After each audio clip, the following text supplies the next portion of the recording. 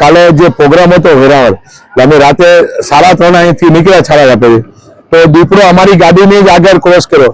જે દીપડો અહીંથી જે સિટી એરિયા છે ને સૌથી અહીંયા જંગલેશ્વર મંદિરના બહુ એરિયા ગીચ એરિયા છે.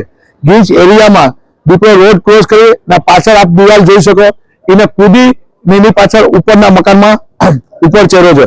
એટલે આપણે જંગલ ખાતાને એવું કહેવા માંગીએ છીએ કે આ દીપડાને વહેલી તકે કે જે રસ્તા ઉપર પાછળ એ પણ સૌથી મોટી સોસાયટીઓ છે, કારણ કે પાર કરતો અહીંયા આવ્યો હશે એટલે પબ્લિકને રાતના જાનહાનિ ન થાય એની પહેલા આ દીપડાને રેસ્ક્યુ કરીને પકડી લે એવી અમારા કોડીનાર નગરપાલિકા શહેર તરફથી અપીલ કરીએ છીએ.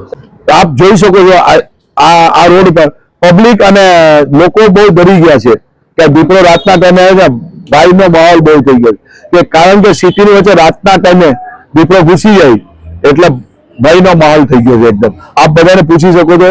રાતે અત્યારે પણ મને પાછો બોલાવ્યો છે આનો શું કરે, એટલે અમે અત્યારે જંગલ ખાતાના જે અધિકારીઓ છે એની સાથે વાત પણ કરીએ છીએ.